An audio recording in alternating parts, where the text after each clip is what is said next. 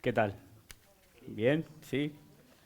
Bueno, pues me invitaron a ser parte de esto y la verdad que es un gustazo, pero en medio del gusto pues también hay nervios, así que desde ya os digo que perdonarme si se me lengua la traba, pero intento que los nervios no me controlen y sobre todo pues que el mensaje que se pueda compartir a lo largo de esta semana realmente transforme nuestros corazones, ¿no?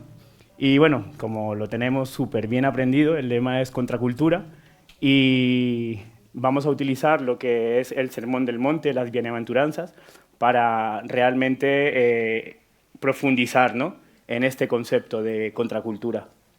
Y yo he desarrollado 4 sermones, ¿vale? En base a esto, y los he dividido en 4 bloques temáticos. Hoy vamos a iniciar con el de contracultura en el corazón. Veremos también contracultura en las relaciones, contracultura en la oposición y contracultura que manifiesta otro reino, ¿vale? Y vivir y al final, pues estos 4 bloques, estos 4 sermones, desarrollan una misma idea, que es vivir la contracultura del reino a la luz de las bienaventuranzas del Sermón del Monte. Y bueno, voy a leer el texto. Está en Mateo capítulo 5, del 1 al 12, y dice el texto lo siguiente: que viendo Jesús la multitud, subió al monte, y sentándose vinieron a él sus discípulos, y abriendo su boca les enseñaba diciendo: Bienaventurados los pobres de espíritu, porque de ellos es el reino de los cielos. Bienaventurados los que lloran, porque ellos recibirán consolación. Bienaventurados los mansos, porque ellos recibirán la tierra por heredad. Bienaventurados los que tienen hambre y sed de justicia, porque ellos serán saciados. Bienaventurados los misericordiosos, porque ellos alcanzarán misericordia. Bienaventurados los de limpio corazón, porque ellos verán a Dios. Bienaventurados los pacificadores, porque ellos serán llamados hijos de Dios. Bienaventurados los que padecen persecución por causa de la justicia, porque de ellos es el reino de los cielos. Bienaventurados sois cuando por mi causa os vituperen y os persigan, y digan toda clase de maldad contra vosotros mintiendo. Gozaos y alegraos, porque vuestro galardón es grande en los cielos, porque así persiguieron a los profetas que fueron antes de vosotros. Y continúa diciendo más adelante: vosotros sois la sal de la tierra, vosotros sois la luz del mundo, así alumbre vuestra luz ante los hombres, para que vean vuestras buenas obras y glorifiquen a vuestro Padre que está en los cielos. Hasta aquí el texto, ¿vale? Y es imposible, pues, precisamente hablar de la contracultura del reino sin detenernos en este discurso, en este sermón dado por el propio Jesús. Porque aquí el Señor presentó un sistema de valores completamente diferente, completamente opuesto al sistema que gobierna este mundo. Pero hay algo que debemos tener en cuenta desde el principio. Las bienaventuranzas invierten, pues eso, la escala de los valores de este mundo. Aquello que la sociedad considera debilidad o fracaso, Dios lo presenta como una virtud y una señal de su reino, para manifestar que su reino ya está aquí.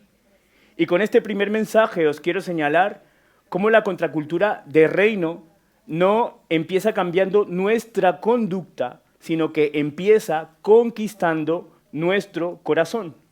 Porque cuando el corazón cambia, también cambia nuestras palabras, nuestras decisiones, nuestras relaciones y nuestra manera de vivir. Muchos cristianos caemos en la trampa de pensar que vivir la contracultura del reino consiste en esforzarnos de alguna forma por intentar ser diferentes, por mostrarnos opuestos a lo que nos rodea. Sin embargo, el reino de Dios no busca personas de apariencia o que aparentan ser diferentes. El reino de Dios lo que hace es transformar nuestra naturaleza y nos hace nuevas criaturas y nos hace realmente diferentes. Por eso el cambio siempre empieza en el interior. El fruto visible de una vida transformada es consecuencia de una transformación invisible, es decir, de una transformación interna. Nunca es al revés. Nunca es la apariencia y luego lo interior, no, siempre es el interior para luego aparentar lo que realmente hay en esencia dentro de nosotros. Y mi oración es que durante estos días el Espíritu Santo haga precisamente eso, que haga su obra en cada uno de nosotros, que salgamos con un corazón más transformado y más parecido al corazón de Jesús. Porque el propósito de esta serie no es admirar las bienaventuranzas, sino permitir que las bienaventuranzas nos examinen, que nos muestren hasta qué punto seguimos pensando como este mundo y que reconocer con honestidad en cada uno de nuestros pensamientos y en nuestro corazón todo aquello que todavía no refleja el reino de Dios y que podamos pedirle al Señor que realmente transforme nuestras vidas. Y con esto en mente, arranquemos con la primera bienaventuranza. Y empiezo señalando algo significativo también, que Jesús vuelve, por eso lo tomé como referencia, Jesús comienza hablando no de lo que debemos hacer, sino de lo que debemos reconocer delante de Dios. Y Jesús empieza diciendo, bienaventurados los pobres de espíritu, porque de ellos es el reino de los cielos. ¿Pero qué significa ser pobre de espíritu? Ojo, Jesús no está hablando de baja autoestima, de inseguridad o de una personalidad débil. La expresión pobre de espíritu describe a una persona que reconoce su absoluta bancarrota espiritual delante de Dios. Es alguien que ha dejado de justificarse, que ha comprendido que por sí mismo no tiene absolutamente nada que ofrecer a Dios, que reconoce que no puede salvarse a sí mismo y que en sus propias fuerzas jamás hará lo suficiente para ganar el favor de Dios. Por muchos años que llevemos en la fe, a lo mejor muchos sois de familia cristiana, pero, nada de todo esto hará que realmente nos haga mejores personas. Es reconocer precisamente que somos débiles, que somos pobres en espíritu y que necesitamos desesperadamente su gracia. Y es cuando dejamos de confiar en nosotros mismos y aprendemos a depender completamente del Señor que empieza una verdadera transformación en nuestro interior. Y precisamente aquí el Evangelio entra en conflicto con la cultura que nos rodea. Vivimos en una sociedad que ha convertido la autosuficiencia en una virtud y que constantemente nos repite que no necesitamos a nadie. Escuchamos mensajes como cree en ti mismo, tú puedes solo, sé tu mejor versión, sé tu propio Salvador. Y Jesús, en cambio, nos llama a reconocer algo completamente distinto, que fuimos creados no para ser independientes, fuimos creados para depender completamente de Dios. Al reino del Señor, escucharme bien, al reino del Señor no entran quienes presumen de méritos, entran quienes reconocen su necesidad. El mayor obstáculo para experimentar la gracia de Dios no suele ser únicamente nuestro pecado. Muchas veces es nuestra sensación de bienestar, de control y de autosuficiencia. Mientras pensemos que tenemos algo que ofrecerle a Dios, nunca comprenderemos cuánto necesitamos recibir de Él. La pobreza de espíritu no consiste en pensar menos de nosotros mismos, consiste en pensar correctamente acerca de nosotros delante de Dios. Por eso, os quiero hacer una pregunta. ¿Dependemos realmente de Dios o simplemente hemos aprendido a vivir una vida religiosa? Porque es posible llevar muchos años en la iglesia, conocer bien la Biblia, servir en un ministerio, predicar, dirigir, hablar continuamente de la gracia y al mismo tiempo vivir como si todo dependiera de nosotros. Es posible que estemos orando y en el fondo confiemos más en nuestros propios planes. Es posible que estemos adorando mientras nuestra verdadera seguridad descansa en nuestro trabajo, en nuestros recursos y en nuestras capacidades.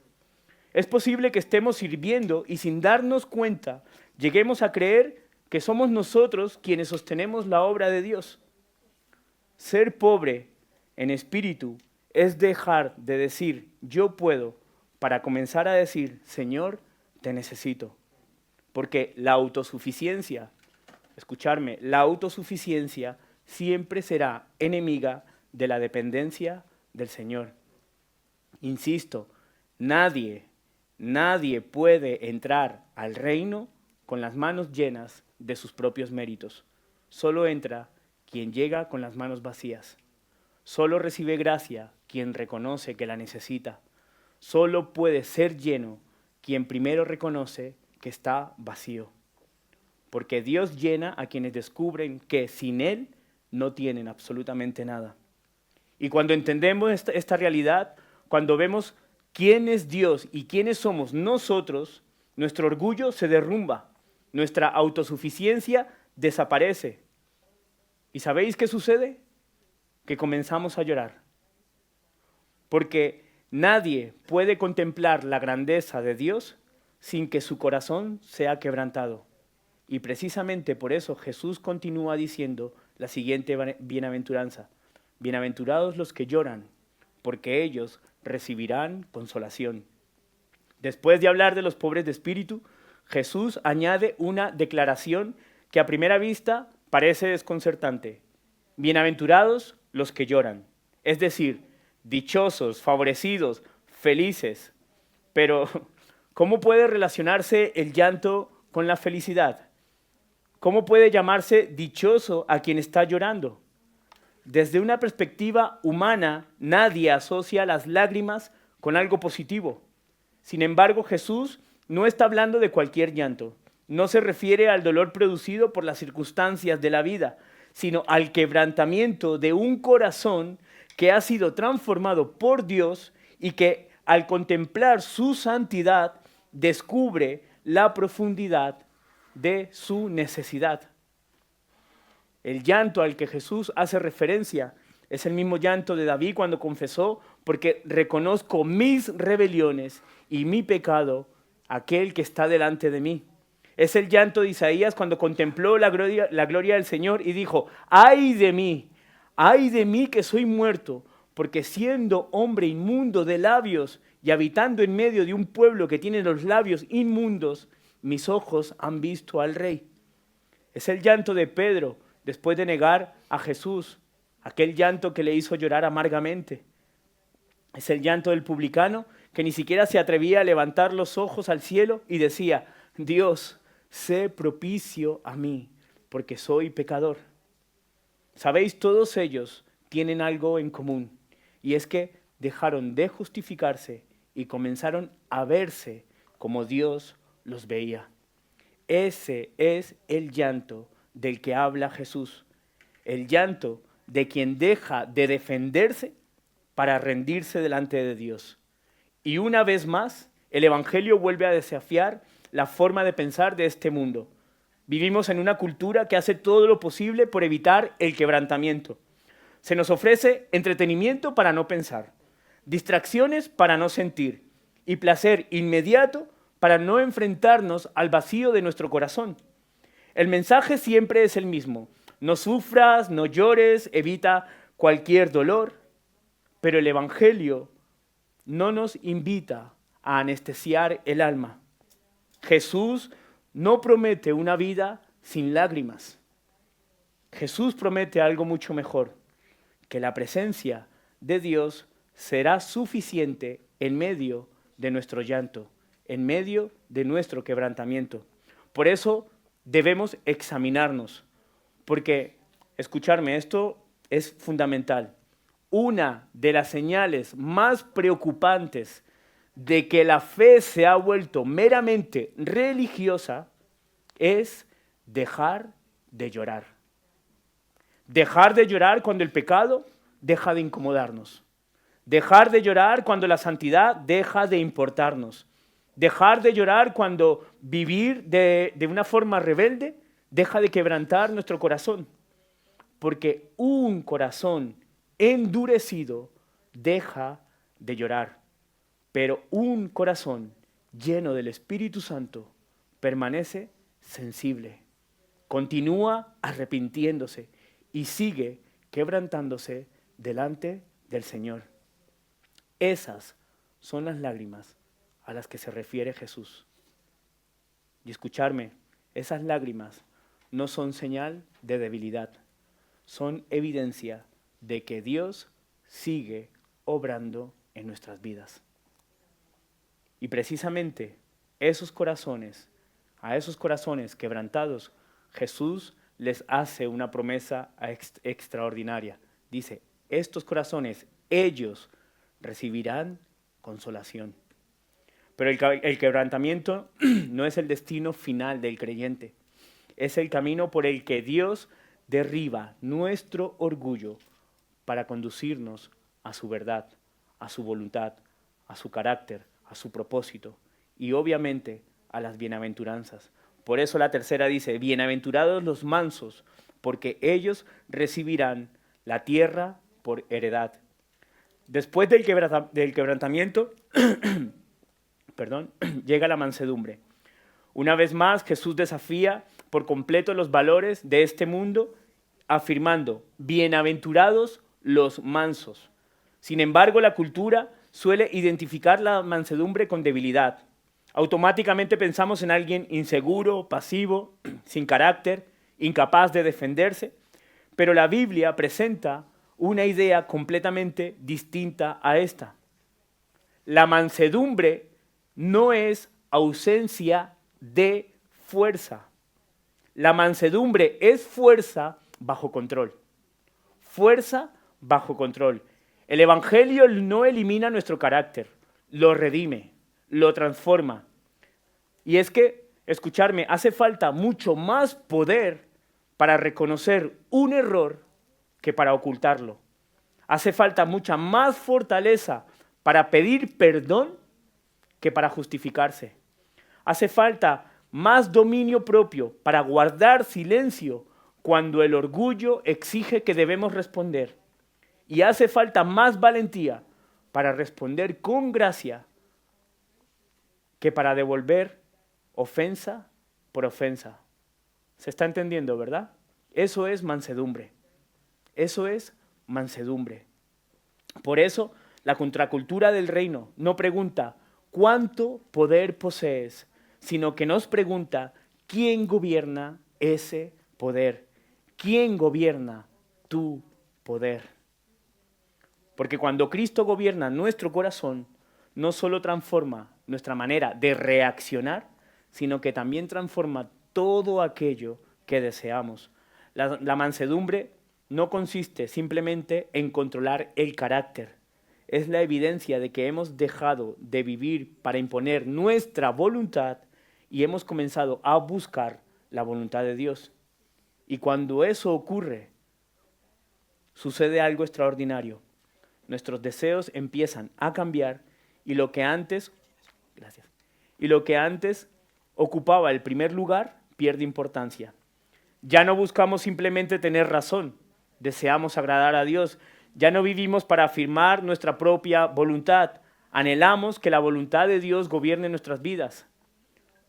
Por eso, la siguiente bienaventuranza no aparece por casualidad, es la consecuencia natural de todo lo que vengo desarrollando. Por lo tanto, Jesús ahora dice, bienaventurados los que tienen hambre y sed de justicia, porque ellos serán saciados. Y aquí Jesús utiliza dos de las necesidades más intensas del ser humano, el hambre y la sed. No está hablando de un simple interés ni de una preferencia personal. Está hablando de una necesidad vital en todos los seres humanos. Porque cuando alguien tiene verdadera sed y verdadera hambre, toda su atención gira alrededor de satisfacer esta necesidad.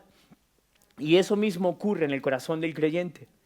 Después de reconocer nuestra pobreza espiritual, después de llorar por nuestro pecado, después de aprender la mansedumbre, nace un nuevo deseo.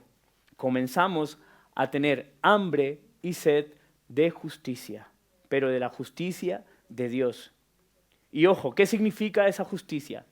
Porque no se refiere en primer lugar a exigir justicia o a demandar justicia de los demás, sino que es empezar a obrar de manera personal, con rectitud y asumir con responsabilidad nuestra conducta coherente al mensaje del Evangelio. Habla del deseo creciente de querer parecernos a Cristo, de el deseo de reflejar cada vez más su imagen, su carácter, su santidad. Y nuevamente, esta bienaventuranza choca con la cultura que nos rodea. Nuestra generación tiene hambre, pero tiene hambre de éxito, de dinero, de reconocimiento, de influencia, de placer, de aprobación. Vivimos convencidos de que la siguiente meta, el siguiente logro o la siguiente compra terminará por satisfacer nuestro corazón y saciar nuestra justicia. Pero el corazón que busca llenarse de las cosas de este mundo nunca dejará de tener hambre. Confundimos justicia divina con éxito, con reconocimiento, con satisfacción propia. Y ese es el problema. Sin embargo, la verdadera plenitud comienza cuando Dios deja de ser un complemento para convertirse en nuestra mayor necesidad. Y Él es el único capaz de saciar nuestra hambre y nuestra sed. Y quiero ir finalizando, pero sin destacar que quiero que os deis cuenta que en estas 4 bienaventuranzas Jesús no está hablando de un cambio de conducta. Jesús está hablando de una conquista del corazón. Por eso, en este proceso de transformación, de vivir conforme al carácter del reino, mientras el mundo nos enseña a confiar en nosotros mismos, Jesús nos llama a depender completamente de Él. Mientras el mundo huye del dolor, Jesús nos invita al quebrantamiento. Mientras el mundo admira al fuerte, Jesús admira a los mansos, honra la mansedumbre. Mientras el mundo alimenta un hambre insaciable de éxito y poder y reconocimiento, Jesús despierta en nosotros un hambre que solo Dios puede saciar. Eso es vivir contracultura. Esa es la contracultura del reino. Porque como mencioné al principio, las bienaventuranzas no son una lista de ideales imposibles, de ideales inalcanzables, ni un código moral para personas religiosas. Las bienaventuranzas son el retrato de vidas que están siendo transformadas por el Espíritu Santo.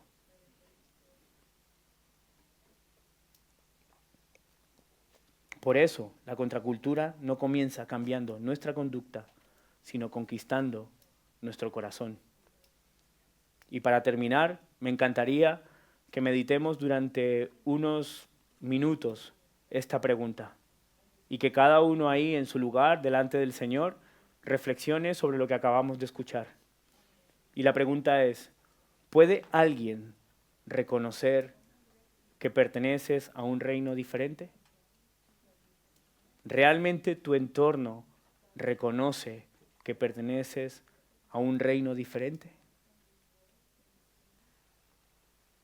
Y me encantaría eso, que durante unos minutos, no sé, con los ojos cerrados, abiertos, me da igual lo que queráis, pero que reflexionemos en esto y que, como os decía, que le pidamos al Señor que si hay cosas en nuestra vida que aún no refleja al 100%, ojo, y nunca vamos a estar a la altura, nunca vamos a estar a la altura, pero lo importante es reconocer que necesitamos del Señor, que necesitamos que Él siga transformando nuestras vidas, que Él siga conduciéndonos en este proceso de transformación personal.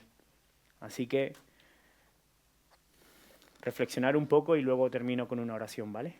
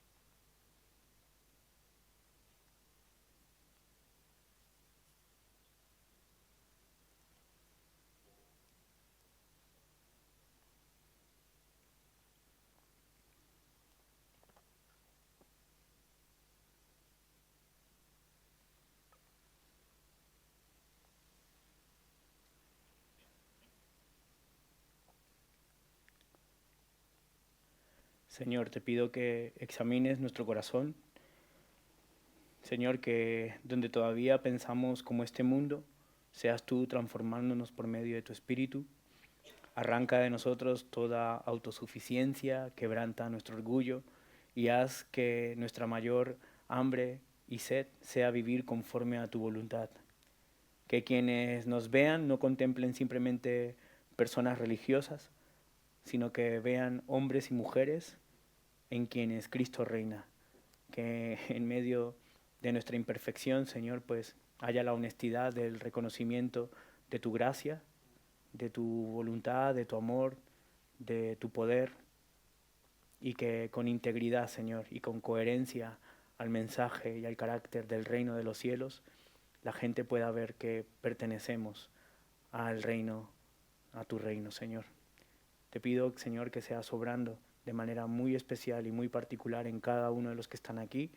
Tú conoces sus mentes, sus corazones, sus historias, sus pasados, su presente, Señor, pero también tú ves su futuro.